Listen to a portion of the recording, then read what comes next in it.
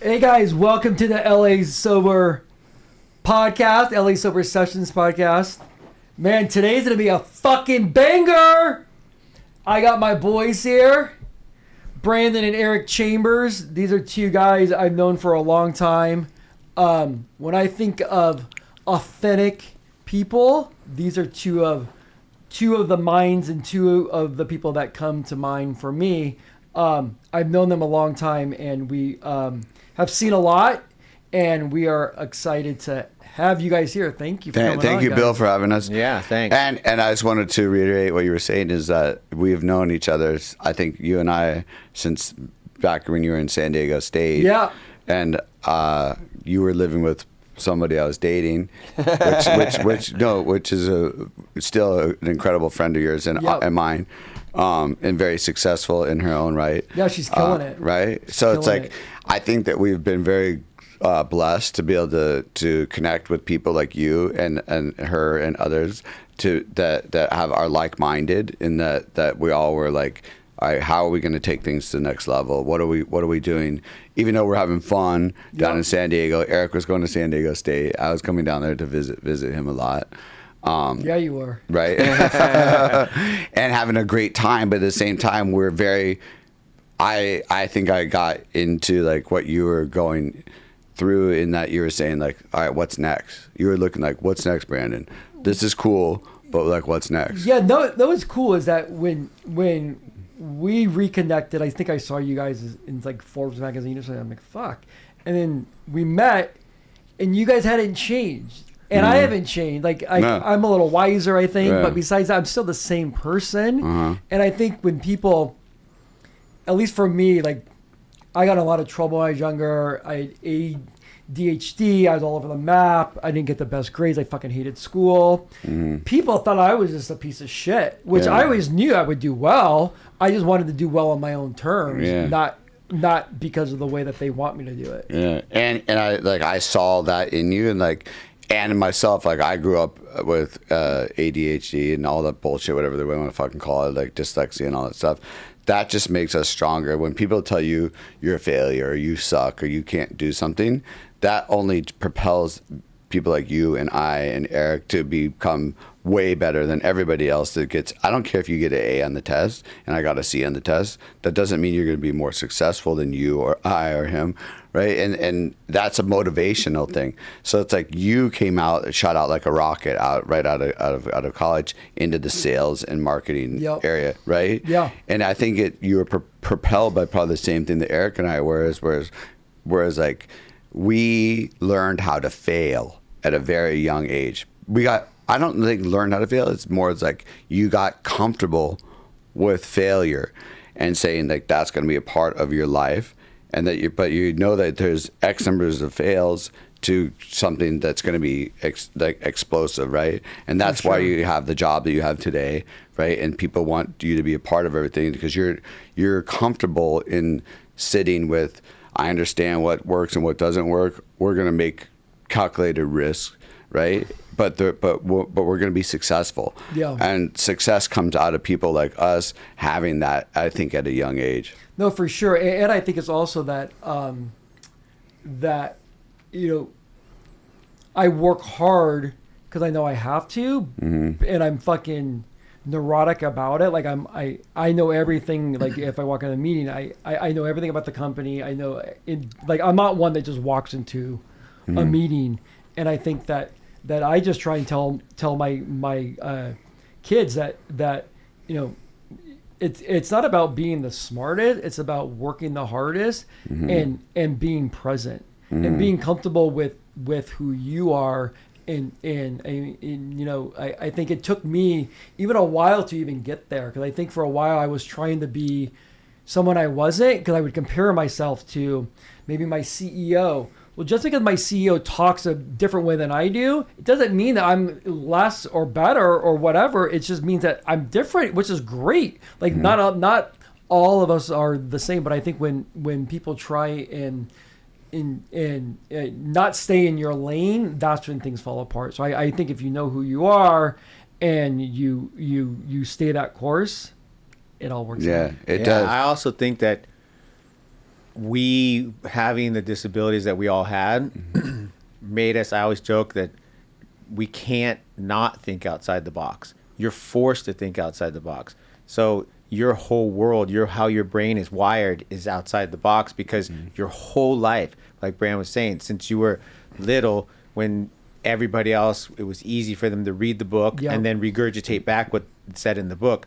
You read the book and you were like, what the fuck did what I was read? in there? What did I just read? You know what I mean? And then you're like, oh my God, I got to figure out how I can regurgitate this book. And so you had to come up with a new way, come up every time. If it was memorizing how to spell or anything you had to do, you had to think differently. And I think that is what really, I mean, I remember somebody told us, we had some tutor that was super cool, and she told us, do you know that most all the successful businessmen in the world are dyslexic or have some form of ADHD? They didn't call it learning disabilities. Yeah, it was just all learning disabilities. And she somehow rattled them off, and it was like one after another after another.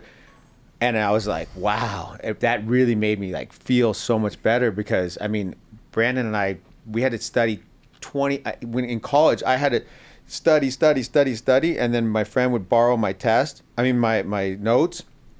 He never went to class. Yep. He would borrow my notes 2 hours before. He'd get an A. I get like a B plus or a B. And I hated it. And I studied probably for like 2 weeks. Yeah. You know what I mean? So I'm not sure if you guys know, but as a child, I had a really bad speech impediment. Oh, yeah? Like stuttering, like horrible.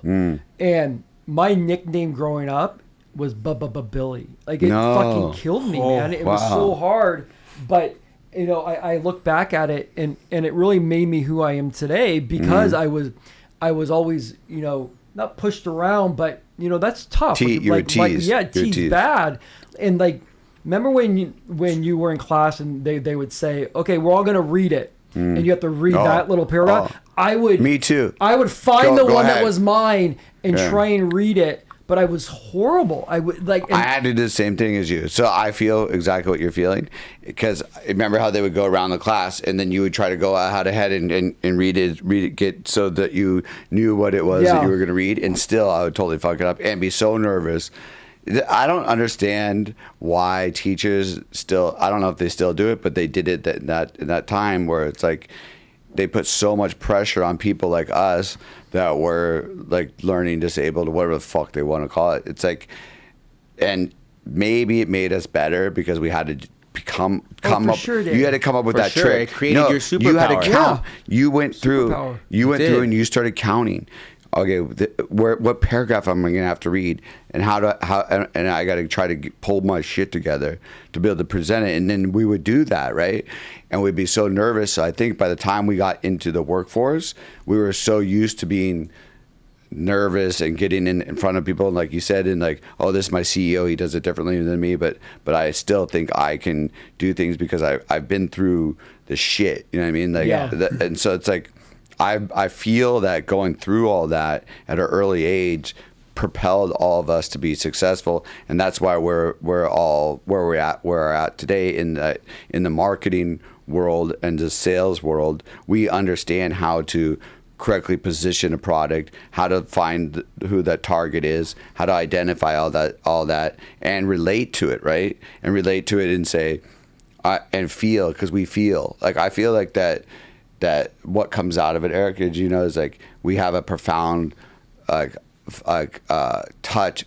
We're in touch with people, right? And targets and whatever it is. Like because you went through what you went through, and we went through what we went through. You somehow, like Eric was saying, your brain gets a little bit rewired, and you think differently. You're not all about getting the fucking A. I remember what Branden told me because in college, I had just gotten into college, and he's 2 years ahead of me. And he said, actually 2 years. He's 2 years younger. I'm 2 years younger. Yeah. Okay, but it was in an alternate universe. He came to me. He goes, "This I figured it out. I'm going to teach you something, because we're not the smartest. We're not the regurgitators." He goes, "You go to when they have office hours. You go to every office hours. I don't care. Make up questions, make up things. You go in there and you make friends with them. Yeah, meet with the sure. professor. Meet with your professors. Hang out with the professor. They help you out. He goes, and if they have a TA position open, you go can I help with anything? What can I do? And then he also And said, they'll be like most of mine when I was going to Loyola Marymount. You were at San Diego State. Where were you? Were you at SDSU? Yeah. Yeah. So I would go. I'd tell them go, and then most of my professors would say, "Let's go, down to the bar. There's a little bar on the campus bar," or they'd be like, "Take me to Ritz-Carlton. Meet me at the Ritz-Carlton." Because they wanted you to pay for them at drinks at the Ritz-Carlton, and then I would sit there with them and hang with them, and of course I would come up with things like I'd be like, hey, instead of doing the final exam, how about I do like a play, or how about I create a video or something? You know what I mean? And we'll show it to the class. You go, and then they'll always be like, are you gonna bring beer and wine? I'm like, yes. You know what I mean? So it's like there was always the alternative way of thinking that they liked. So it's like then I would take that and tell Eric, hey, here's how you can excel in school in an alternative way, and then take that thinking to the next level when we go into business with each other, right? So you guys grew up in LA. You guys grew up inside the Palisades. Mm-hmm. How was that, during the 70s and 80s, growing up in LA, in that pocket? And I'm sure you guys ventured out, but I'm sure it was just fun as hell. So just so you understand the lineage of it, by the time we got to the Palisades, it was like late 80s. But Eric and I, our upbringing was mainly in West LA, right? And we were going to school in Castle Heights, and then eventually we got to the Palisades. By the time we were in I think I was in 8th grade at Paul Revere. You were probably around sixth grade at Marquez or something like that, right? Yeah, we were Marquez, then Paul Revere, then yeah. So we Pally. Yeah, after my kids went. Pally was a little different back so then. I know what you're talking about. It was? So growing up We grew up in the NWA era. You remember this? Yeah. So it was what was cool. So Yeah. But it was music influences people. If they don't believe it, Oh, for sure. they didn't live it. It was crazy. Yeah. But it was so much But fun. the parties were in the Palisades phenomenal. were the best parties in the world I've ever been to in my life. As far as house parties, when we were growing up, I don't know what it was, and I think it was at that time of when the parents were kind of going through Their own shit. their own things of whether they're getting divorced or they're or they're doing this wife swapping shit, Yeah. whatever. Or you stay with the nanny. You remember all that stuff in the 80s? You stay with the Bring nanny. it back. Yeah, Yeah, and exactly. then it's just so many friends. You would go to their house and their parents would be gone for weeks. And then our parents did the same thing. And they would always be like, "Here's $200 for we're gonna be gone for this. You guys are gonna take care of the house." We're like, No Yeah, cameras, no no house cameras. Yeah, so we would have parties crazy ass parties. Brandon right? threw the best party ever. When I was in junior high, and he was in high school, and so we were supposed to stay with my dad because our parents are divorced, and Brandon threw. So my mom's house had the most gorgeous backyard with a deck, and then went down. It was perfect for a concert. So Brandon got the local band, kegs. And he threw the craziest party ever, wildest. But we did a day. He knew to do a day party because then he had time to clean up, sober up, get everybody out. And the only thing that was stolen was. Remember back in the days there was those phones. It was called a Codaphone. It was the coolest phone, and it had a recording. It had the recorder in it, right? And it was I don't know how much it was, a couple $100. But someone stole it, but we cleaned up everything. I mean, we cleaned the house so perfectly, and we went and slept at my dad's house. No, but then we're trying to figure out how do we replace the phone? How do we replace the phone? Right, because they're so obvious. We should have gone to Radio Shack, but we did. But we had zero money. Right. That was back in the days when you had no money. So we snatched a phone from my dad's house, and of course we were busted. But my mom confronted Brandon, but I wasn't there.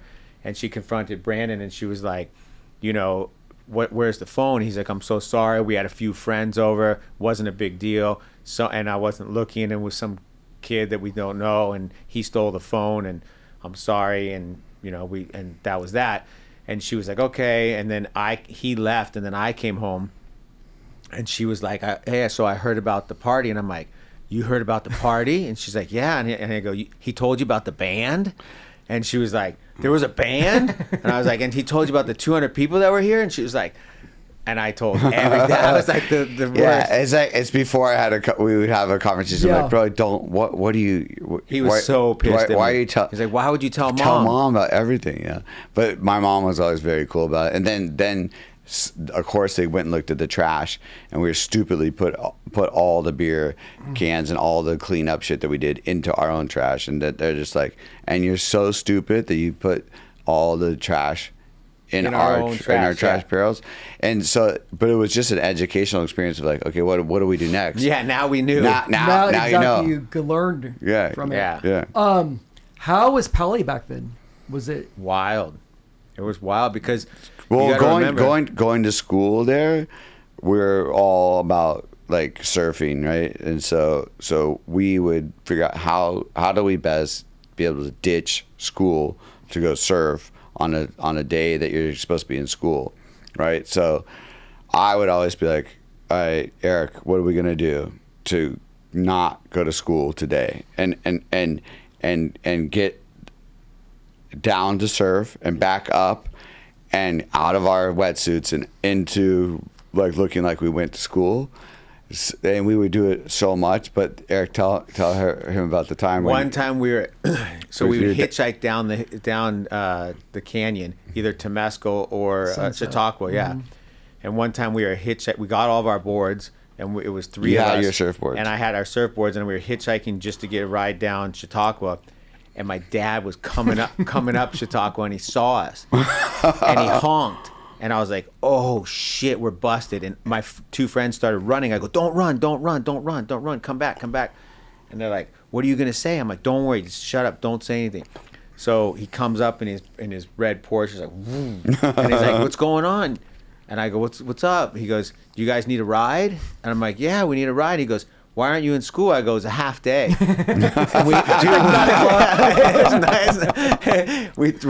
He forgot something back at the house when he was going to work. We threw a towel down on his Porsche. We all piled in the back of the Porsche. It was a 2-seater. He would jump in the front. We held the boards on the top. He drove us down, dropped us off. We went and surfed. He never knew. Good. He never knew. I never told him. Now he'll find out. Mm-hmm. Right? It's so good. So my dad worked for the GTE, and he had a crew, and so I ditched every day. Like I never went to school. Like I was horrible. Yeah. So I'd go and eat at all these places, and sometimes I would see my dad's crew. I'm like, fuck. They would call my dad and tell him where I was at. My dad would come by and get back in school. I'm like, okay, pops, whatever. But it was so different back then. I think too, back to that time, they didn't have like the limitation like where you had to attend a certain amount of days, and if you miss X amount of days, that you would be ineligible to. No, I think there was, because my senior year, I think you can miss up to 6 weeks of total classes. Yeah, those days are over. And I know, but 6 weeks of like of total classes. That's a lot of classes that you miss. I was close. Like they pulled me in and said, Billy, you missed one more day. Billy, if you don't start going to school, you're not going to graduate. Okay. Yeah, I had that. They had that conversation many times with me, and by the time when I was a senior, I was 18, so I was able to write my own notes. He checked me out. So when I found out somebody goes, "Oh, you're 18, you could write your own notes to get out." I would go in and write my own notes, and they'd come in, they'd be like, "Branden, you know that you're going to be eligible to not graduate if you continue to do these activities." And I'd just be like, "Okay. But what are the limitations? Like, tell me what day? Yeah. How many am I allowed to have? Yeah, where are we at? You know, and then I would tell Eric, I say, dude, the coolest thing about that time was that there wasn't as much regulations. The parents weren't really overseeing the schools. They weren't involved with the teachers and whatnot. No, like my parents never really hung out with like Other parents. My parents. And now, like, No. that's all I do is hang out with these parents. And Yeah. most of them are crazier than I am. Like I thought I was fucked up. I'm like normal. Yeah. So when I first met you, I'm like, that motherfucker's cool. Like, because you were Lambda, right? Yeah. Lambda, and I knew Jason Brosamley. Yeah. And so through Jason, I met all you guys, and we'd go to you guys' ragers. I mean, those things were out of control. But you had a tight group of guys that you hung with. I can't think of the dude's name. He was like Matt, Allison, and Matt, and then Spanish dude maybe, like Eric. What's his name? Jesse. Matt, Jesse, and Abbott. Then Abbott, yep. And then But- and then some dude that lived in my dorm, Matt Which one? Kramer. El Conk. He lived in El Conk with us. Daryl Brown. No, I think his name was Matt too. But I remember when Eric became the social chair of the fraternity, right? Yeah. And I was still going to school in Santa Barbara, and he's like, "I'm the social chair." I'm like, "What's that mean?" He goes, "I'm in charge of buying all the alcohol and setting up the parties." I was like, "Tell me every time you have a party." And then I would start. You were there. Dude, out of control. Bro, their man. parties were the best, and that's when I transferred from Santa Barbara to Loyola Marymount. So I was living in Playa del Rey. And I was going down like every other weekend to hang out. Their parties are legendary. I don't know if they'll ever be that. No, dude, again. that time was insane. Like, so They gave me a budget. Imagine that. He had a budget. He had a party budget. And I had 26 pledges to work for me. so good. So we would just, I mean, it The was parties were, like, unbelievable. and they would be like, and- they would be like, don't get kegs. Kegs are, you can't get Yeah, kegs. I remember that That was the only thing they told me don't do. They said no more kegs, right? At some Yeah, point. that's the only So, thing they dude- told me. So we would just get buckets and buckets and buckets of beer. Man, that was and jungle juice. So I remember that the first time I ever did ecstasy was at one of your parties, and that was when ecstasy was good. Yeah. And I remember That was when it was like Magic Carpet Ride came Yeah. on, Oh, and I that's was it. floating, dude. Like I vividly remember how I felt, but I remember it was so fucking hot in that room because there were so many people. Yeah. But I remember that was the first time I ever dropped was at your guys' party. Yeah, It was and crazy. Magic Carpet Rides, that's their theme song for Lambda, right? Yeah. Oh, Right? yeah. That's why they probably went nuts. And so I didn't come from a lot of money, and I got cut off my senior year, like halfway through, because my parents had zero at that point. But I convinced my parents that I had to live in El Conk, and El Conk was like this private dorm. Yeah. Yeah, It was I heard it. amazing. I heard it was the best. I chose unwisely and lived Yeah. in the freaking I heard El Conk was the jail. It jam. was Zura. out of control. Yeah. Like so much fun. Mm. Like just insane the shit we did. Like we would get. Like I remember it was like the first week, like 20 guys in a room, and this guy made a bong out of a sparkless bottle Yeah. with like Gravity 6 bong. tubes coming out of it, and he put like a quarter. And it just like so big, and just it's going Smoke everywhere. everywhere. No one Yeah. no one gave a shit. No one gave a dude. shit No one back gave a then. shit. When we moved out of there, we were moving into a house off of El Cajon. Yeah. Mm. And we had no beds. Dude, we threw the beds off the balcony, and those are our wait, That's where you sleep. Like no one gives You a don't shit. care. Yeah. No. But I feel like that time was so much fun, in that like first of all, like you were able to just kind of go explore what you wanted to explore, whether it was down like I'm gonna smoke as much weed as I want to, or I'm gonna take mushrooms, or I'm gonna do whatever it is I want. But there was no stigma about it. There was no pressure about it. There was no policing about it. So it allowed you to kind of like do that college thing that, Yeah. that I think people did in the 60s and 70s, and us in the 80s was the last generation of really being able to be free in exploring that type of stuff without feeling guilt. Correct. Right. And there shouldn't be guilt around experimenting. You know what I mean? It's okay to experiment with alcohol, with drugs, and hallucinogenics and all that stuff. I think now there's so much pressure on people to make them feel like they're doing something wrong, when it's like that's really what college was about just you more or less. The schooling and the education is definitely number one, right? And it is good, but also the camaraderie that you got with meeting people and hanging with people and experimenting and doing all that stuff that was created in the 60s, right? And bleeded off into the 80s.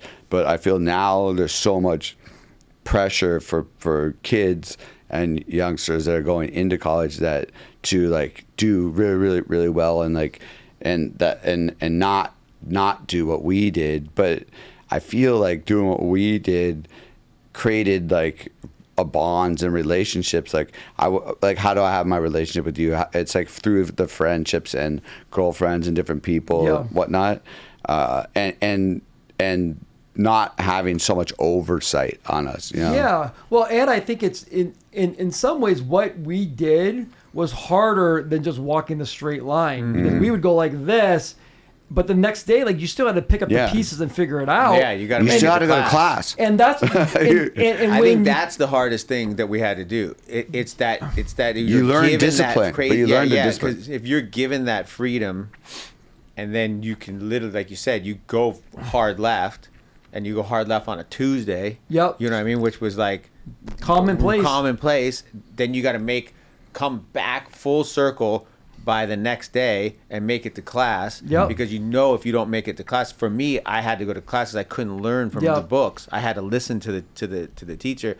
So I had to make it back to class. But you're right. But you had to learn that it taught you it's better to show up and make it, than to not make it and fail. Yeah, I agree 100% with what you're saying. Is that the learning of how to manage your lifestyle, and be accountable, right? Accountable. It's like I always say, if I'm fine if I play, but I have to pay for it. Mm-hmm. So I don't care if I was hungover back in the day, which I don't drink anymore. You guys know, But even now, like even if I have a big night out, I'm still doing my shit in the morning because it's my responsibility. Yeah. Like no one made me go out. No. I chose to go out and I had a great time.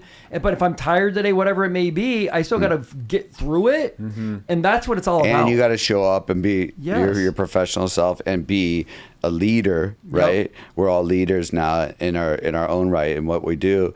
And it's like, so you have to show up as that person, knowing that the night before, nowadays we all do what we do, whether it's going and doing sports or athletic stuff or going to concerts or whatever it is in the middle of the week. You still got to wake up at 9 a.m. and perform, be on the call or be on the Zoom or whatever it is, and be there as a leader. And people are going to look to you. You can't not perform as the top notch, right? So you still have to be at but you learned how to do that at a young age, meaning like managing your body, managing and working out and surfing and doing whatever the athletic stuff that we do to maintain ourselves, right? So it's like everything's about balance. I think it goes back to about balance. Yeah. I mean, I'll say this, that with me, this is me, is that, I always had a love-hate relationship with alcohol. Like I just did, from some family history and just the way it could affect me, where I was good to a point and then I wasn't good. Then I'd get sloppy, I started slurring, and I fought it for many, many, many years. And then finally I said, I'm just done. After I was in LA and we were at Ponies. And we're there with a couple drinking. I'm like, the wife's going to go home. I went out in LA, went to bars, went to strip club, had to jump on a flight to Miami the next morning, kept it going for 3 more days, was on yachts, partying, 11, all that stuff. And 11. I woke up that best place in the world. No, it's so expensive, but so best. It's like Disneyland. As soon as people say 11, I'm like, oh, okay, I got it. It's going to be really expensive. It's like, there's nothing more crazy than strip club that stays up in 24 hours. Oh, Yeah. And That hides as a club. That gets going. Yeah, that gets going at 2. I know. And so that morning, it was a Tuesday. I jumped on the plane and I said, I'm done drinking today. Yeah. But I've said that before, but I didn't put the pressure on myself of saying forever. I just said today, and I just kept it going. One day and at a time. for me, it's been such a fucking blessing. Like, I'm so much happier. I have less anxiety. It just for me, it was just like I just had enough of it. And because I'm not sober, I just don't drink. I know, and I see in you the difference, and like Eric and I have these conversations every like once a week about alcohol and drugs and all that type of stuff that it's so much a part of our culture, especially in Los Angeles, right? In that we're as in the industry that we're in of entertainment and marketing and advertising, right? That we encounter drugs and alcohol every day, right? And so it's like you have to choose to do however you want to, and also understand that nobody else really minds what you do.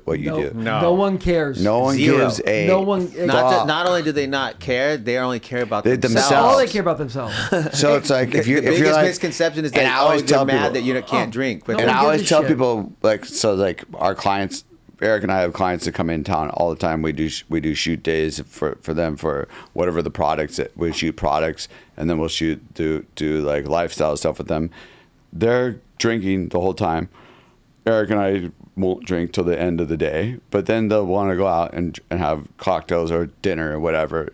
But if you just have a Coca-Cola or a Sprite, they don't know that you're drinking a Coca-Cola or a Sprite. That's our other thing. They're just ordering whatever the fuck they want to order, but they have no notice of what you're drinking or not. Like my wife and I were going on a retreat, and then Branden and I were like sitting with the clients, and it's like we had this saying a long time ago. It's like, stop telling people what you're thinking. Just don't say anything. If they're drinking, you're not drinking. You don't say I'm not drinking, because then that does put something on to them. Then it's saying I'm not drinking, I'm better than you, or I'm not on the level that you're on, so they can't relate. Just shut up and have a Coca-Cola, or shut up and have a water with a lemon. One of my mentors way back in the days, Dre, that ran the clubs with me. When I first started working for him, I was 18. I couldn't even get into the club. I had a fake ID. And he told me, he goes, you're hooking up with all these college girls and you're hooking up with these people, but if you really want to get the tens, you got to stop drinking. And I go, what do you mean stop drinking? He goes, I'm not saying stop drinking, but you can't be, he's like, you can't be as drunk as these other guys. And he's like, when you're focused and you're not drinking, and I go, how, everybody thinks that you drink. He goes, I take the label off of O'Doul's. It was O'Doul's back then. He's like, I ripped the label off, and I don't tell them I'm not drinking. He's like, if you tell them you're not drinking, they have no relatedness to you. But if you tell them you don't say anything, just don't say anything, and you have a beer. No, because they think you're as drunk as them. Always. No, dude, it's fucking so funny you bring it up. I thought back about those times when I used to drink, and I used to drink a lot. I'm like, I would have got so much more action because I was so fucking sloppy. Now when I go out, like I see everything. Yeah, you're focused. You're a sniper rifle. Yeah, exactly. A sniper rifle. Or you see how stupid people are when they get drunk. They say the same fucking thing 20 times. I'm like, don't tell me the story again. Stop telling me the same story. I had to do that the other night. It changed. I would obviously have one drink or he was sober. Like, he was sober, but everybody would say, oh my God. And that was when like you said, ecstasy was huge. And he said, if a girl, it's like, they're like, oh, we're doing this, doing that. And he's like, if you take it, they give you a pill, you take it, put it in your pocket. And he's like, you pretend like you took it. And he's like, then you're on the level of them. And it was like, it changed my life, because it's like, it's not necessary to do everything that everybody else is doing. And my dad told us that a long time ago. He's like, are you a leader or are you a follower? Like, he had that conversation with him. And it's true. It's like, why you're going to do that because they're doing it, and this guy's taking mushrooms, this guy's taking that, whatever that, It's like you don't have to do what No. everybody else is doing, and they don't even know. No. Or nor do they care, like we just said at the top. Where did you meet Dre at? Like, what did He found me on campus. Like you said, we were like the cool kids, and we were hanging out with all the you guys and Yeah. and Bro Sammy and everybody. And I think he's obviously knows that you guys had a lot of beautiful women. Yeah. Yeah. he came up to me. He said, "You want to make some money doing parties?" And I was like, "Hell yeah!" And I was poor. But like my dad got us the basics, but we didn't have. You had no extra money. Yeah. So I was like, he's like, you know, you can make like. I don't think he offered us like it was like $200 or $300. He's like just passing out flyers. And I'm like, no problem. Like, I couldn't go to the party because at that time, I don't know if did I have a fake ID? You got arrested a bunch of times. For what? Never convicted. Yeah, because that's good. We had amazing attorneys. Yeah, but we he had the got best. Eric. At one point, my dad called me up because I was going to school in Santa Barbara. He's like, "What's going on with your brother, man? He just keeps getting arrested." And I called him. I'm like, "Dude, you got to stop getting arrested for like minor." He would get busted for minor in possession of alcohol. So I'll answer that Dre question in a second, but go back with what he's saying. So when I got to campus, you were still allowed to drink with an open container On campus? on campus all around. So you could walk with a beer in your hand at any party. You could walk on the street to the next party with a cup and a keg and a thing. So my dumbass was 18 and thinking that, and they were like on horseback. They were everywhere. Like they would come out, but you learned the hard way. So I got a couple minor impossessions of alcohol. That's what he was talking about. And so I So my learned quickly. my dad called me. He goes, but the last my dad one, called me. He goes, do you think your brother has a drinking problem? I'm like, no, he's got a dumb ass problem. So the last one that we got, so he kept sending a lawyer down that was a big lawyer up here in LA, and he kept getting me off. And then the last time that we got busted was at Street Scenes, Yep. and they take over the whole Yep. San Diego. Dude, tell him what happened. So let me tell it. Yeah. So he goes, so the whole streets blocked off, and our being dumb again, same thing. You could drink on the street. We got two guys, but it was like they had like a paddy wagon, but they busted like 15 of us at a time. So they didn't have enough handcuffs. So they handcuffed me to, I don't know if I should say his name. Bleep that out. They handcuffed us together, and they put us sat us down, and they're like, "We're come back for you." So like literally left us at like a tree, and 10 minutes goes by, 15 minutes goes by, 20 minutes go by. They don't come back. He's like, "Bro," he goes, "We're out of here." And I'm like, "No, what are you talking about? We're out of here. No. We're going to jail." He goes, "We're not going to jail. They're not coming back for us." So we get up, and I go, "No." And he gets up, he pulls me up, and he starts running. And I'm running through he's pulling me through the crowd, and we run into my big bro from the fraternity. And he's like, boom, we bump into him. And he's like, "Hey, what are you guys doing?" And he goes, and we're like, "Why are you guys running?" He looks down, he says, "Why are you guys handcuffed together?" And he goes, the cops are da-da-da-da. Then all of a sudden the cops come, grab both of us, throw us back in the back of the paddy wagon. They close the doors. We go down, but they let us all go, which was that was one that they let us go. And then Branden and my dad, Branden lectured me. My dad called me and he's just like, "What's going on with your brother?" I'm like, "He doesn't have a drinking problem. He's got a stupidity problem, and that he doesn't understand that like." Yeah, you're fucking not 21, dude, and you're hanging out with people that are He was 21. invincible. Yeah. I mean, I wasn't drunk. I wasn't drinking that I told much. my dad, I go, he doesn't have a drinking problem. He's just not. He's just got a police problem. Yeah, he's not 21. So I called him up. I said, "Stop getting in trouble. I Stop never getting got caught busted. again.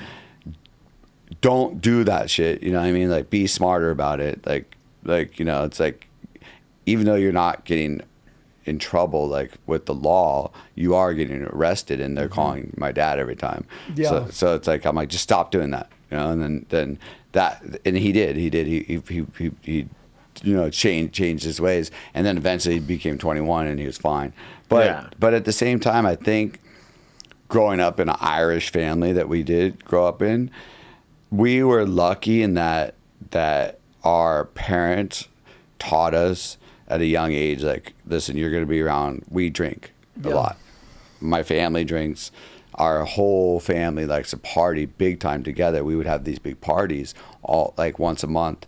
Because my mom and her she has three sisters and one brother, and they all love to party and all grew up in the Palisades. And the one brother moved to Colorado, but we grew up in a party atmosphere, and so they allowed us to drink at a young age, just like casually, and taught us, like, you got to be responsible for yourself. We're going to allow you guys to drink and be with us. And I think that mentality taught us how to be responsible about alcohol, in that like it's okay to drink, but don't go too far with it. Yeah. So we learned not to go too far with it, because we would see too that other people in our family that would go too far with it, and then they're like, if you go too far with it, then you can't drink anymore, right? Yeah. So we would get close to that point, and then we would be able to like back off on it. But we had the support of our parents, so we were able to have those conversations early on around alcohol, right? Because alcohol was so prominent. It wasn't so much about drugs when we were growing up. It was very much everything was very alcohol oriented. So we had the blessing of being able to be like, hey, you need to back off on this, or like figure something out, like if you got to that point. Yeah. For me, I just could never find that zone. Yeah. I could never. I would always go through that zone. Like, I'd be fine 9 out of 10 times or 8 out of 10 times, but there was always those times when I would go through it. And for me, it got to a point where my oldest daughter was picking up on it, because she's just like me. She's very perceptive about things, and she started counting my drinks. She would count my drinks, and then we were in like Maui or something like a few years back before I quit drinking. I was just a fucking mess. And I could just see her looking at me, and it just wasn't good. And she's me, right? So I'm very addictive. I'm all in or all out with everything in my life. That's how I am. And so I just wanted to show her that, if you don't know how to drink or you can't drink, then don't drink. Yeah. Like, just don't do it. And it's so much easier. And I think it did make a big difference on her, because like for the last 2 years when she was still here, she saw that I changed. And while she would never say she was proud of me, because that's not who she is, no, they never. But I know that she feels that way. So it was that's cool. Yeah, and you lead by example. Like we have a couple friends that let's just say overdrink, right? Yep. And boyfriends and girlfriends of theirs would try to be mean to them, count their drinks, tell them they shouldn't drink, and it's like, so it doesn't work. It doesn't, right? And then when you see, I saw one that got a new boyfriend, and he just leads by example, and he does the healthy things. He wants, he does this and he does that, and then you see that person, like you said, that person changes because they want to. Not because this person is telling them to change or telling them to stop drinking. They're just not drinking as much, or they're not partying as much. So then that person kind of comes in. And you see that a lot in relationships. For sure. I've never seen it work the other way. I've never seen where someone, like, if he goes... Yeah, you can't shame somebody into being... No, you can't at all. And like, so my wife knew what she married. Like, when she married me, I owned the fucking bar. Yeah. And she knew what I was up to. Well, it didn't stop. I mean, it kept... And then I started making money, and it even got worse for a while. And she'd get so mad at me, and God bless her, because she put up with a lot of shit through the years. But I would say, babe, you know who you married. Yeah. Like people don't really change. But But you do change. But you have to change yourself. But You do yourself. Once you want to change, you can change, Mm-hmm. but it has to be you. Like people that go to rehab, shit doesn't work. No, the rehab doesn't work. Like if you force them to rehab, that's the worst thing you can do to someone. And Eric and I have friends who have been Like- rehab literally Oh, 10 same. times, $40,000 a pop. Yeah. And it's like they come back. What do they come out? When they get out, they're bat out of hell. They're snorting as much cocaine as yeah. possible, drinking like crazy. You're like, dude, what is rehab? Rehab's for people that are ready to make a change. It's not rehab. Go to rehab because we want you to go to rehab. Agree. Well, Yeah, if you sit when those intervention things, they don't fucking work. None of them No. do. No, None of them don't do. work. Like you have to hit rock bottom within yeah. yourself. Self. And rock bottom doesn't mean that like when I quit drinking, I wasn't broke. I wasn't No. in jail. No. I wasn't losing my job. I was rock bottom with myself Yeah. internally, and that's the biggest one of all. 'Cause at that point, I said enough's enough, and I want to stop. Yeah. And I think that's what it takes to get to that point. Then I think that where we're progressed to is like, all right, alcohol is alcohol. It's probably one of the hardest things to manage. Then there's other alternatives of things that you could do, right, for fun. So you don't have to like. You saying I'm going to stop everything is doesn't work. impossible. No fucking way. I That's can't. Me impossible. of all people, like I need some type of play in my Yeah. brain. But or you I got to go and remember I think that you know how people are so when we grew up, mushrooms were considered Like like death. like you took mushrooms, and my dad told us, and you'll kill yourself, and we told us like crazy Yeah, stories. you about might people. pour gasoline on yourself and light yourself on fire. Because Jeff's son did that on mushrooms and acid. If you do this, you're gonna lose your mind. You're gonna go crazy. Marijuana, this and stuff. I think since the change of the cult, now it's mostly, like you said, LA's sober. It's mostly like an LA, New York, Chicago thing. It's not as maybe little few other places in Texas and stuff like that, but for the most part, it's still not looked upon as cool. It's not like if you have a beer or you pull out a joint, they still look at you different. For sure. They don't look at you like, oh, he's cool, he's better, he's smoking weed. No, they don't go, oh, he's better, he's taking mushrooms instead of alcohol. You know what I mean? Which is, and I tell my wife this all the time. She's from Brazil. They think if you're smoke weed, it's like you're doing crack. Like, that's how they look at it there. Like, but I think that the only salvation, and you see with these younger kids, not kids, but 21, 22, Yeah, they're not drinking anymore. They're not drinking, No. but they're not, like you said, they're not sober. Yeah. Right? They're not drinking. They're not drinking alcohol, but they'd prefer to take a little mushrooms or smoke a little weed, and the next day they feel nothing. It's so much better on our bodies. Like I sleep good. I wake up in the morning. I don't feel like shit. I'm not eating like fast food the next day because I feel like shit. Yeah. It's all those things. And you can get up, you can go for a surf. Oh, everything. Yeah, it doesn't matter. Like Yeah. So it's like I agree. Like a lot of people are doing microdosing of mushrooms. A lot of people are smoking marijuana more prevalently because it's obviously legal in California and Colorado and a lot of other states.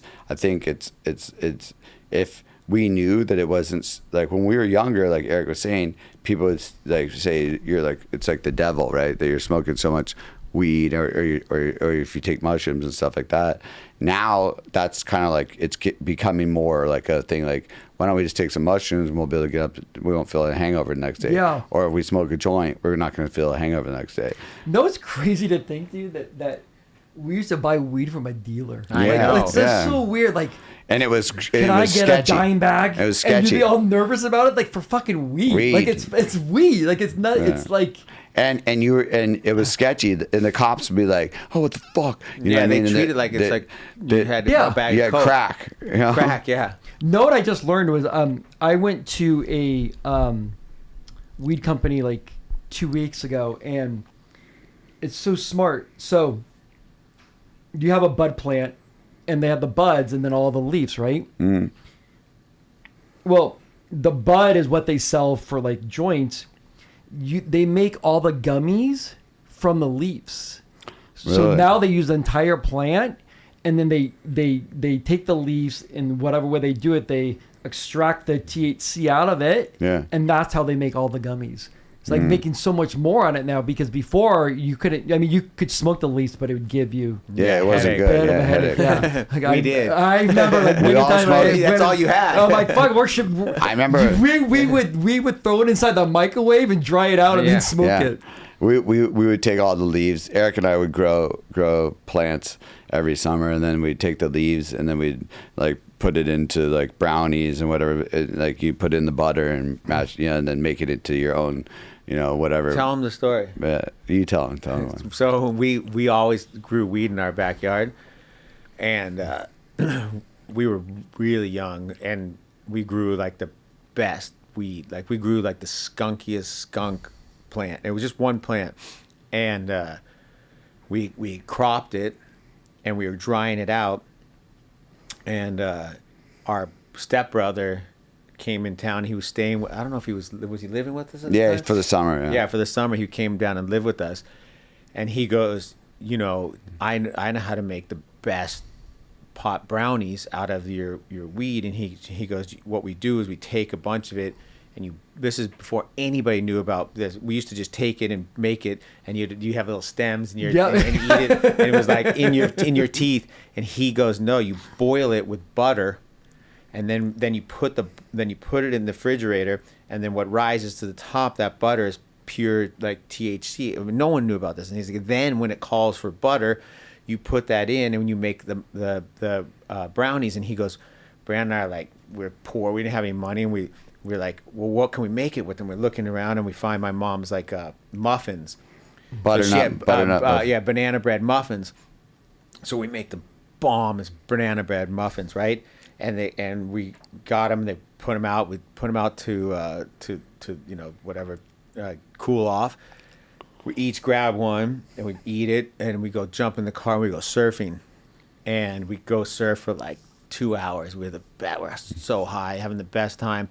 We come back, and my mom's car's in the driveway, and Brandon's like, oh shit, we left the brownies, the muffins out. She ate one. So we come into the house, and we're like, Mom, where are you? Mom.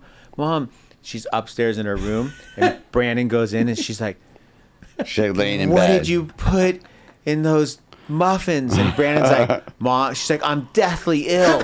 She's like, I'm sick. I'm so sick. I'm so sick. And Brandon's like, the good news is you're not sick. The bad news is you're high as a kite. Yeah. She's like, why wouldn't you put a note on it? Why would you leave those out? Why would you just leave it out? Those are my favorite muffins. It was like, we were so dumb. We just took off and didn't even think about it. And we was like, was he pissed? Oh, she was so high. So high. No, she was mad. Yeah, she was mad. So for the next 2 days, she was just like, you boys, I can't believe you would just leave those out there. Why wouldn't you just put a note on it, or just take them with you? Yeah. Why would you leave them out on the fucking counter? It was so dumb. It was like the dumbest of dumb. So my dad smoked a lot of weed, and when I was young, I knew about it. Like my dad shot guns, and he was a bit of a hippie and a biker, and so we would go. Like he had a friend in Whitewater, and that's when you're driving into Palm Springs, like it's that little town on that side. And we'd go out there, and he'd go in the guy's house, and you'd buy weed from him. This fucking guy had like a garbage bag full of fucking weed, and he'd take it out, whatever. But then my friend, when I was like 10, they figured out that my dad smoked weed, and it scared me. I'm like, oh my God, my dad's going to go to jail. I'm fucking, it gave me like anxiety. But like my dad would drive around in the car, he'd be smoking a J. Yeah. But every night he'd go, I'm going to go walk the dog. Yeah. Walking the dog made me get super big. Yeah. And like I remember coming home, and him and his buddy would be in our living room in like the fucking recliner, all baked with like a frozen burrito like on the plate. Like it's so crazy to think, dude. Yeah. But the funniest thing is like the stigma that you're talking about back then for some reason it carried more weight than him drinking 20 beers. 20 beers was no coming problem. Yeah. What if you had a bottle? No, you were cool. Yeah. If he had a bottle of Jack Daniels and he was drinking, you'd be like, oh, okay, Dad, just having a couple of drinks. But going for a walk with the dog and smoking a J. That was like criminal. Criminal. And it was like, it was looked down upon by the police and also society, right? In that it was like, for some reason, it was like criminalized, right? So now that it's like decriminalized, especially in most of the states now, that I think younger people is what we're going back to what we're saying is, and I think like the children of our generation see alcohol as like it messed up the family. Yeah, for sure. Like you said, your daughter looked at you weird. Think about all of our friends that have kids. They definitely look at them like, why am I going to do that? Yeah, so that's why that's why that's why. So Eric and I know a lot of people that are in the like food and beverage and entertainment business for restaurants and clubs and whatnot. All of them tell us alcohol sales are so down. People that are going to the bars or going to a club, they're not buying alcohol. They're just going there. They might microdose a little bit or smoke a joint before they get there, or take a edible. Yeah. They're not buying alcohol. Not like it was when we were coming up. It was so crazy. Oh, yeah. The bar scenes and the club scenes was insane. Now it's like so down. Oh, insane, dude. Like think of all the fun places we had, dude. Like down in college, like Ole Madrid, everywhere, Mr. Crown. Yeah. Like packed. But so much fun. Yeah. And no fucking cameras, no phones. No, we hung out. Like you had to talk to people. Yeah. Now you go in, everyone's on their phone. Like I know. That's the crazy thing. That's the other thing too. Us too. And, all of us. And now it's like, I think that like because of the phones and like that you're bringing that up is like everything's about creating a fake moment, right? Yep. So it's like everybody's like, oh, we're having so much fun, blah blah blah, but they're not really having that much fun, and they're not really partying like all out. They're just like making a 5-second, make it look like they are a 5-second video reel. It's a sizzle reel. Yeah, that makes it look cool that they're doing it, but they're not really. Yeah, or doing like when you're at a concert.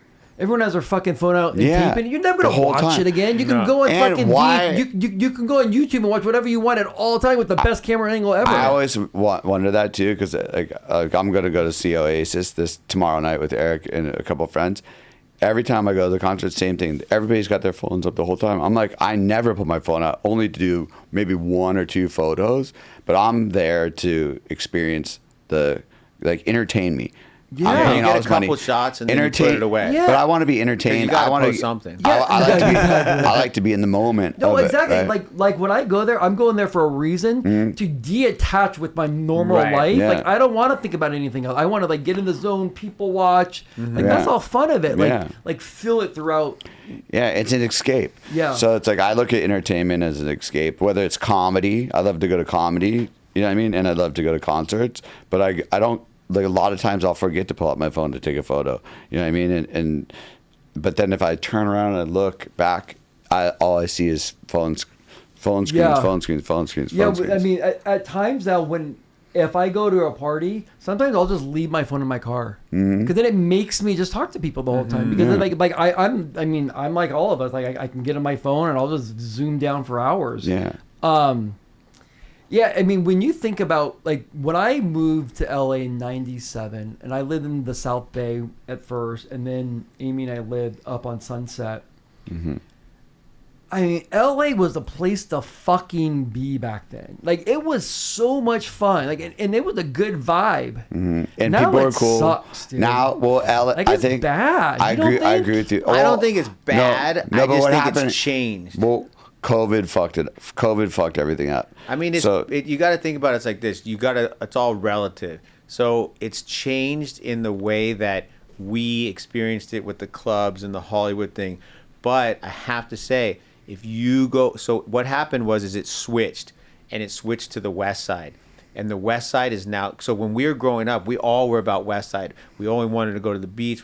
You couldn't get a chick to come from Hollywood in your car, because you drove back then, come, if you told them you lived in Santa Monica, which I did, they were out. Like, they were like, that's too far. I'm not even coming home with you, right? So I had to move. When you're single, you had to move to at least Beverly Hills or out that way. Now it's switched, and it's more about, the lifestyle is more about, like, girls are into working out, cold plunge, beach. They never went to the beach. All of them hang out at the beach. So if you go hang out in Venice, and you go hang out in Santa Monica, and you go hang out on the west side, and even down, and a lot of them moved to the South Bay and moved to, like, Redondo and all that area. So I just think it's changed. And from my opinion, it's better for us, because all of our clients and everybody used to want to go out. Now they just want to go to a cool restaurant. We can get them to go to the beach. You can get them, but I mean, I agree with you that for us, they don't get to experience that nightlife. We would go out, and you would run into every single celebrity. Like, you go, everybody except for Brad Pitt and Tom Cruise, you would hang out with, because there was no phones. Right? And no one took pictures of each other. I think that's why a lot of them don't go out anymore, because they can't afford to get a picture of them, like, whatever. Inside. Yeah. They didn't care walking in and out with the paparazzi. Like, they just... remember how fun, like, the Sky Bar was? Oh my like, God. that was super fun, man. And back then, so when I lived in there in 98, my friend Stefan, you guys know Stefan. I know him from back in Palm Springs. He was working for... And so through that, we had all these tickets. Yeah, because bowl too, right? The Greek. Greek there, yeah. So we would get tickets to all the doormen. Dude, just I'd have a pot to piss in, and we got in everywhere and got everything for free, and we fucking ran it, and it was the best time because you're always hoping and looking. Oh my God, I can't wait until I make money. I had more fun in those 2 years than I did ever because it was just like free. And it was like we're coming off the 80s into the 90s, and the 90s were still super fun. You know what I mean? And it was still just, like you said, every single night there was 2 or 3 clubs that were popping off. So it's like there was never ever something not to go do. So you had to say, I'm not gonna go out tonight. You remember? We would go out Thursday through Sunday. But you'd have to say to your friends, I'm not gonna go out tonight. I don't say that to people anymore because people call me and go, what's going on this week? I'm like, maybe. Mondays were the best night. I remember when we got hooked up and Joseph's. Oh my God. And I figured out. So it was top of Dublin's when it way back. Bubbling and Jublin. Yeah. And I got hooked up, and my friend was like, I can get us in. Blah blah blah blah. And we went, and then I literally, it was just me and him, 50 girls, and like every celebrity that you recognized every single one of them. You know, you're like peeing next to them, you can't believe it.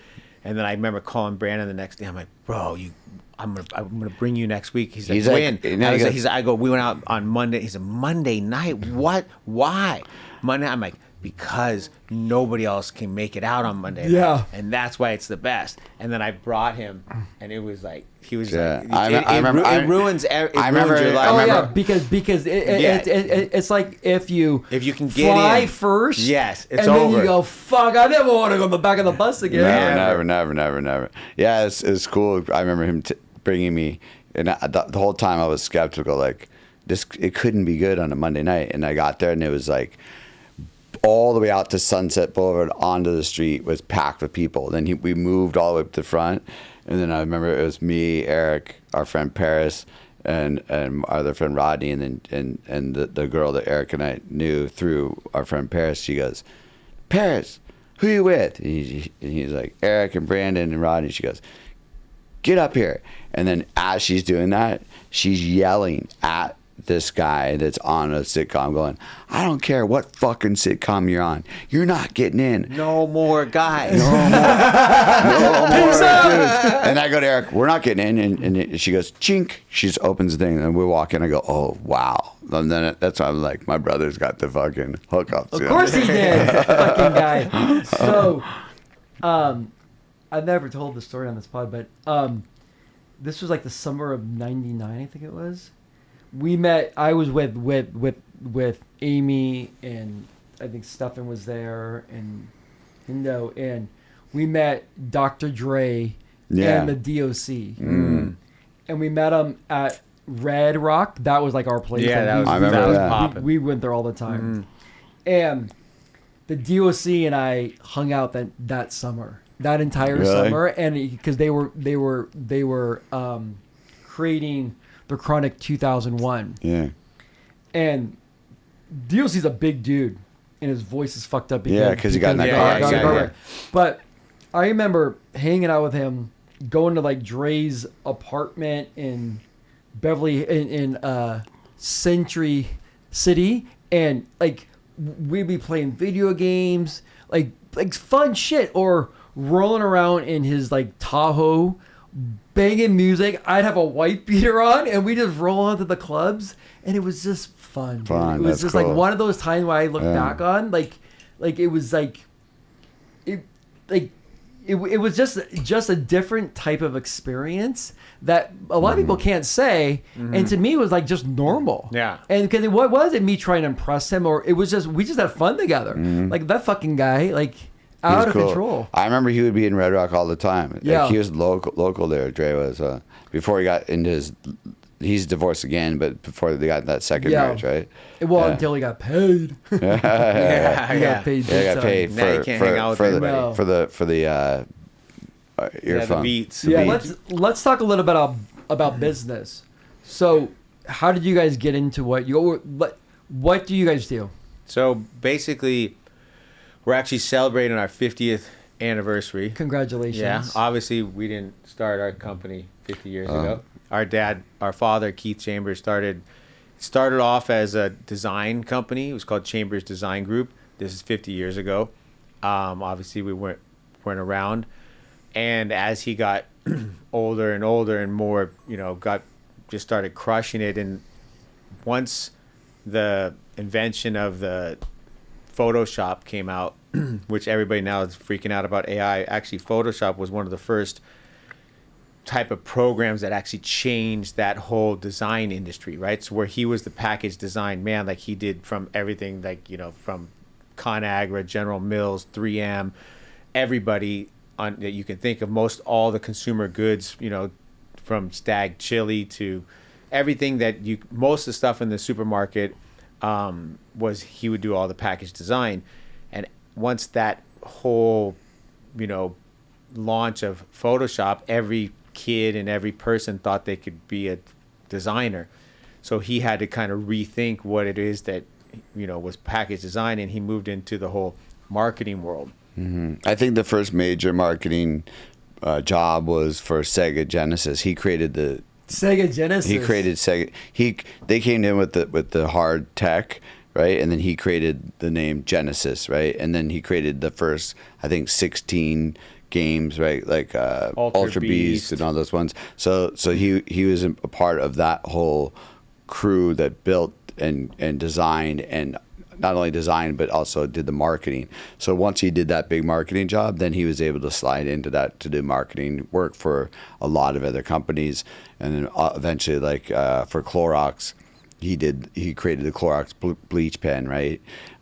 So they came to him, they go, we got all this bleach.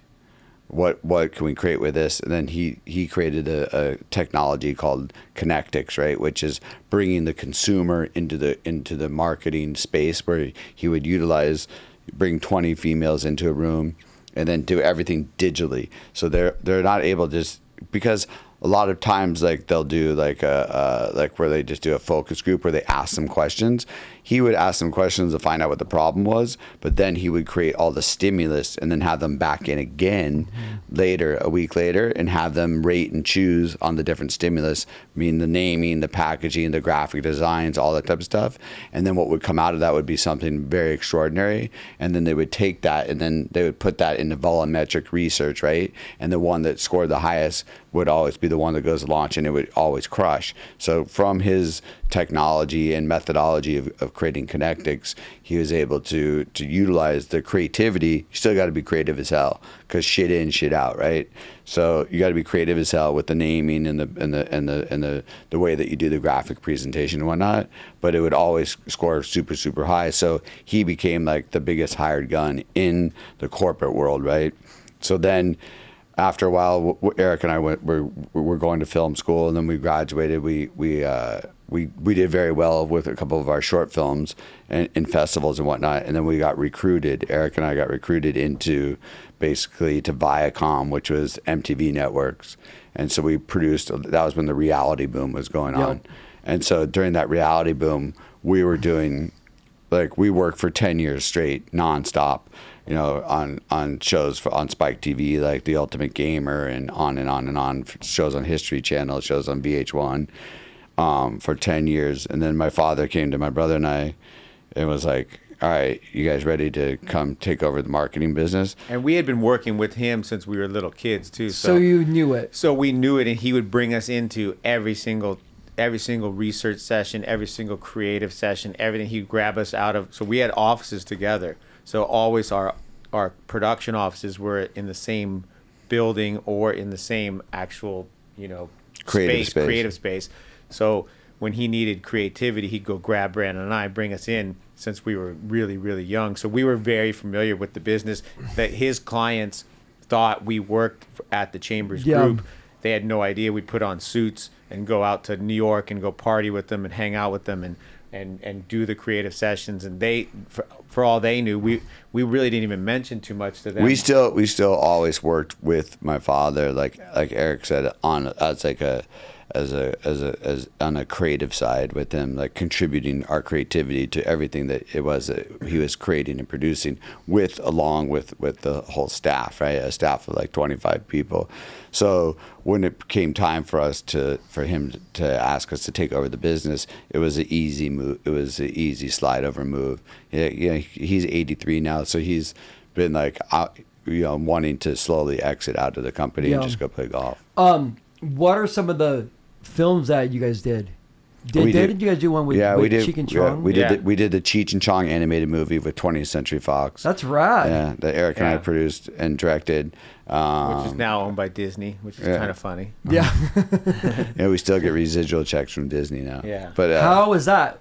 It was awesome. I mean, just doing what we want. It's kind of a weird state of mind to be in, like when you think back on it, of that we were able to make a lot of money and be successful in reality, and then go into animation, and then go and work with Lou Adler and Cheech and Chong was like insane. Yeah, like, just working with Lou Adler and just hanging out with him, and Branden and I would like sit literally for the first 10-15 minutes of the meeting, we would just interview him like we're doing right now. Smart. Like literally just, and he would tell one cool story after another, and we learned so much. Like before meetings, he would sit us down and he'd be like, and tell us, the secrets of how to close a deal. And he goes, we're gonna go to all these different meetings to pitch the movie. And he's like, but here's where we're gonna sell it. And sure enough, we sold it to 20th Century Fox. And he goes, but we're gonna go all these other ones. And he'd tell us, this is what you say, this is what I say. He's like, this is what we're gonna do. And it was like, he was a great partner. It was like a PhD. Oh, insane. Yeah, and our dad, so we had already had the teaching from our dad, who's one of the best pitchers in the world. So you had that knowledge, and then we would just sit there and listen. The smartest thing I think our dad ever taught us is, when you're with somebody that successful, shut up and listen and take notes. Yep. And don't, we have so many sayings from him, from Jerry Leiter, from all these mentors that were so cool to take. Obviously they thought we had something good, but we learned so much. The thing about the Cheech and Chong animated movie that was the best thing that ever happened to us was that's where we learned how to kill it in social media, because we were forced. So at the time, Cheech and Chong had no following. They had no social media. They were huge at what they do, but they had no, and this was when Facebook was out. So there was no Instagram, it was just Facebook. They had no following. So Branden and I knew that we needed to build this up before this movie launches. We had like a year to grow them, and we grew them. We figured out ways before you did paid ads and all that kind of stuff. But we came up with a system that we would be able to create viral content. It was memes back then. And we created viral memes through a system, like a testing system that we had, kind of stealing a little bit from what our father created. and we were able to make these memes go viral, and we grew them to like 10 million followers in like a 1 year period, right? And then we were like, holy crap. Yeah, and then we learned how to, and then we learned how to do it for other clients, and then so it branched off from our learning from what we did with Cheech and Chong in that space to just to build them up, because we wanted to make the film was successful, right? And it did work, right? And it was all just through social and digital marketing. And then Eric and I started to apply that to other celebrities that we work with, and now we have like over 200 influencers and celebrity clients, and we always consistently have like 10 to 15 big major brand clients. But that's where we just started. That was kind of like the training ground, you know. Yeah. And it was fun, it was cool, and it was kind of the Wild West back then. You remember? So it's like we were just trying everything and anything, and whatever was working, we just kind of went down that road. But we used the methodology of the marketing knowledge that we learned from business school, and then also from my father, of what he was doing with that program called Connectix. And then so now, what exactly do you guys do? You guys do social media. So like, you know, not so basically what we do is we do a whole 360 package. We figured out the secrets to success. Brandon calls it the Chambers Group secrets to success. And if somebody comes to us and they have a product or a service or whatever it is, what we figured out is that we cracked the code in SEO, right? So we know that if you have a service or a business, we need to push that service or business up in a way on the SEO that doesn't cost too much for the client, but we know how to do it correctly, so that within 3 to 6 months you're going to be the highest search, but with like 8 phrases, right? Right. And then we combine that with a social media program where we do the content, and then same thing, we help them grow like we did for Cheech and Chong. Yep. So we grow them in followers, right? Then we do website optimization. So we optimize the website for conversions, because everybody has a pretty website that doesn't convert. Yep. And they come to you all the time and say, can you do a paid ad program for us? And you go, dude, your baby's ugly. Yeah. Right?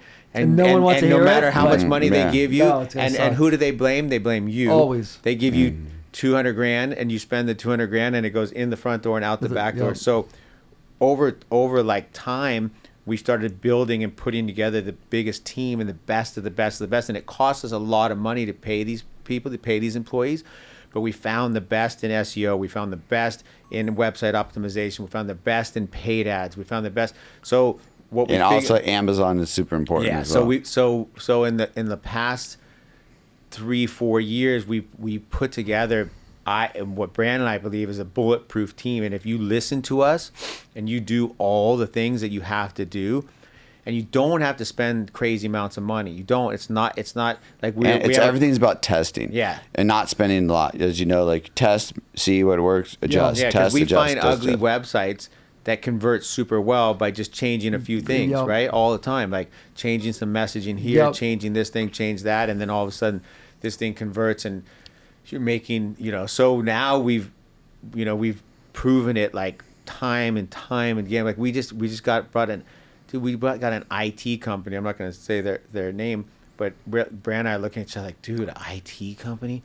How are we going to crush for these guys? Like really? It's like, and we literally yesterday took one thing off on the website and stopped letting them call, and made it that you could book an appointment, and all of a sudden, boom, they started getting freaking way more inquiries, and then boom, one really good one, and boom, and these guys don't have to close that many deals, right? So it's literally having our team that are constantly, that person's obsessed with making sure that person, if it's not working, they're tweaking and changing and tweaking and changing until you get that.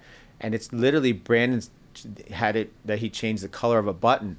You know what I mean? Like change it from green to orange and move the video up, and then boom, it converts. So I always say it's like, you guys do it.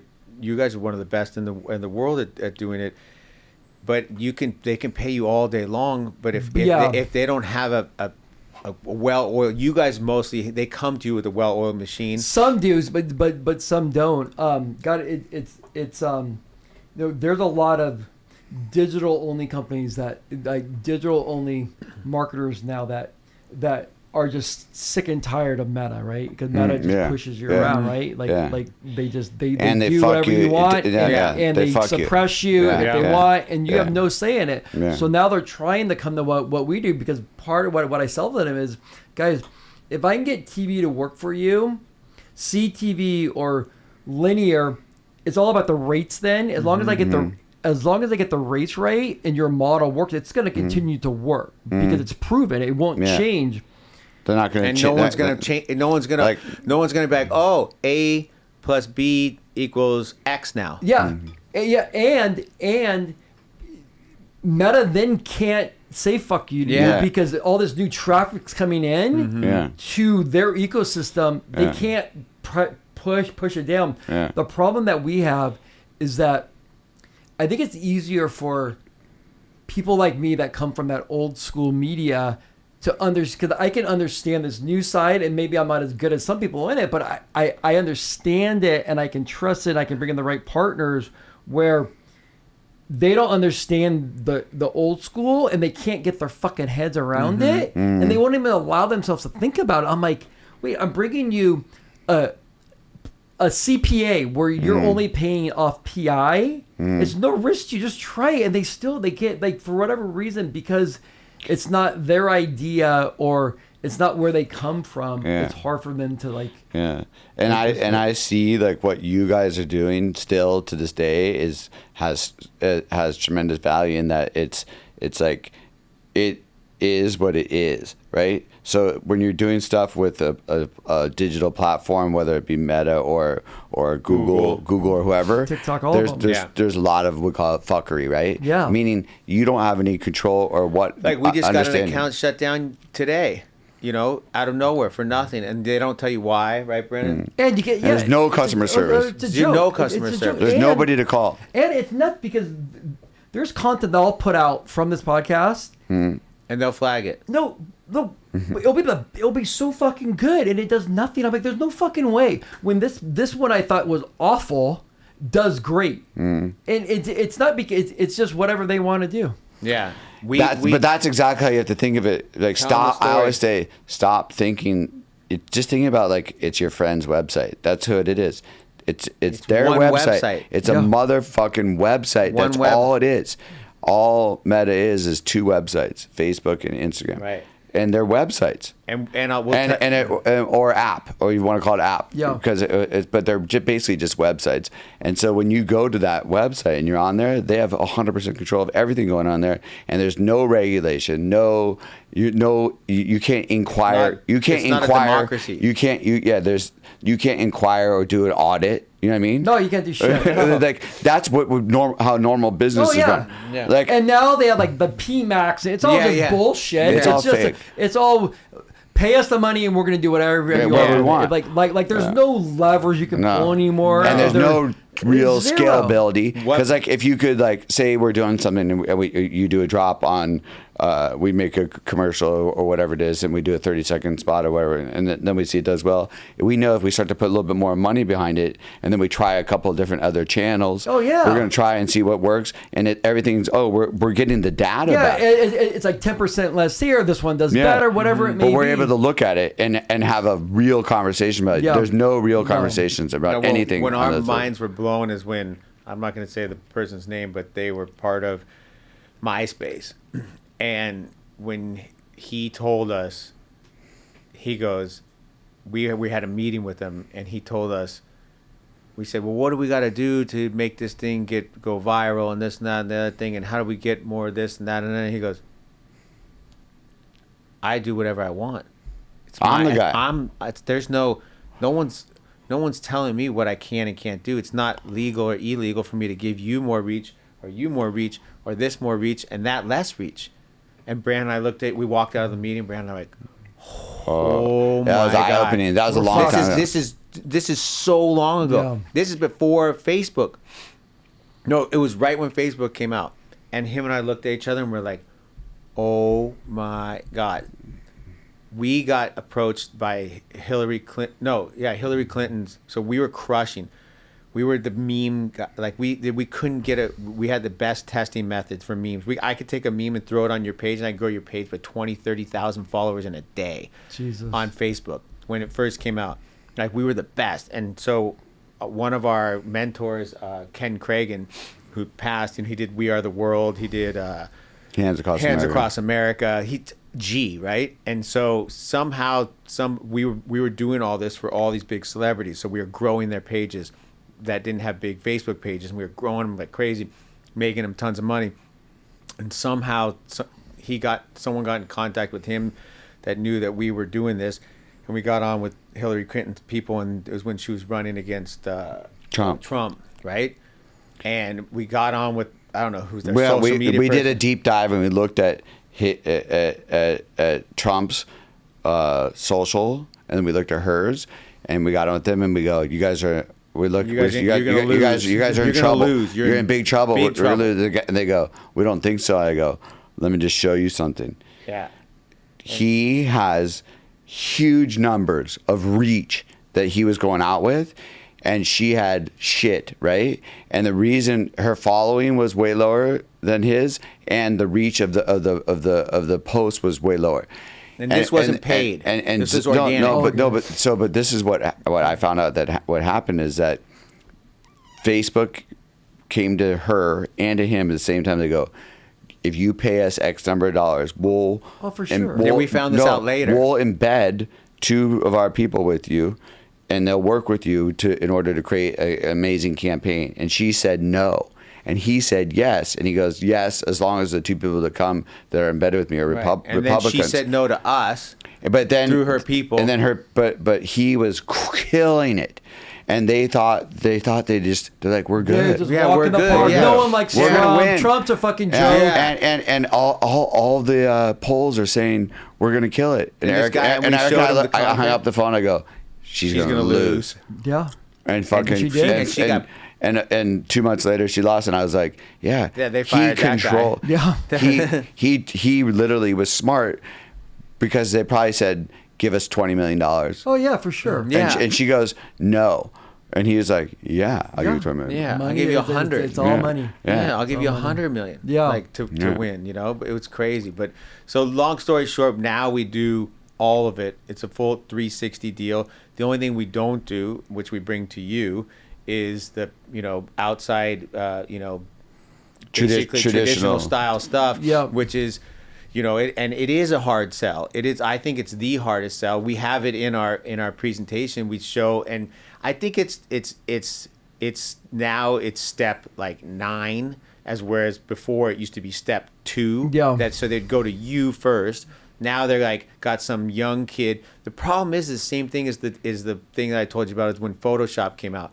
What happened was Meta made it really easy for some idiot to on the you got blue hair, you're our social media person. Yeah. Now go do our you look cool. Here's $50 a day. Do our paid ad campaign. They don't understand, and they're like, we did that and it didn't work, and then the same thing, and they're like, so they can never climb to the TVs now here, and the problem is like by the time that you get them there, they all go to some big ad agency. Yeah, but it's nuts because I think people think that like TV's so expensive, and in the long run, it's not. It's actually so much more cost efficient than like I can get CPMs on national cable for like a 60 for like $4 or $5, sometimes even like $2. Like so, I mean, you don't get those CPMs. No. And I think that while for some products, of course, it's more niche, but for most products,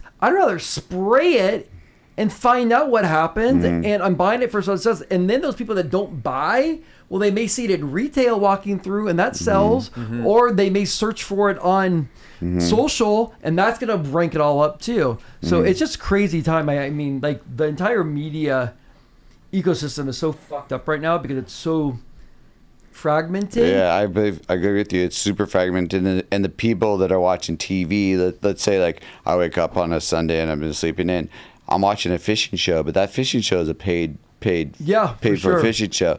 But I'm entertained by it. But then all of a sudden they're selling me lures and hooks and these special things and stuff like that. And I'm like, oh, I'm watching a fucking infomercial.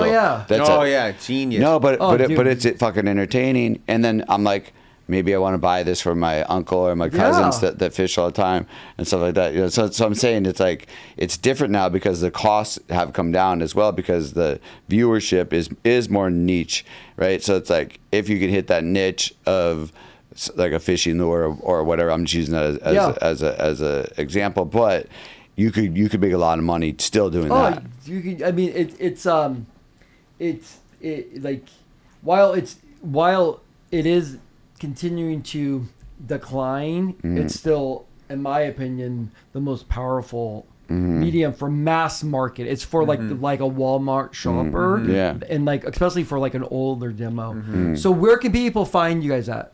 Chambersgroup.com, CHAMBERS group, GROUP.com, or at Branden Chambers on Instagram, and you're what? At Eric D. Chambers. Eric D. Chambers. What's D? David. David. I'm learning okay. You thought like there's another D for that, but whatever. Right? Yeah. God, boys, I could go on for hours. I know. We'll do it two. again. We'll do it again Yeah. because we got 100 more stories We to do. tell you. But guys, thank you so much. This has been fun, and again, it was so nice to connect with you guys again a few years back, and it's so good to see that we haven't changed. I mean, we've all grown up, but we have the same values and the same worth ethics, and we still like to have fun, but we are a little smarter than we were before. Yeah, of course. Definitely. Year by year, we will. And Eric and I always appreciate and enjoy coming to hang out with you. Thank And you. look forward to doing And more thanks for business. lunch. Yeah, Thanks for lunch. of course. And then here, guys, I have some swag gifts for you. Thank you. The LA Sober black on black hat, Thank you. and here's a nice hoodie for the wife. Yes. And those are nice. And then here's for the guy that flukes my whole package. Yeah. How come he 'cause- gets so much more? Well, I got a pink one for somebody else. Pink's not mine, but yes. And then Thank this you. is the Make Los Angeles Sober Again. I like that. Little sat and Very cool. Thank you, brother. Appreciate you so much. As always, it's a So pleasure good to hanging see with you, you. brother. Good hanging with you, man. You do. As always.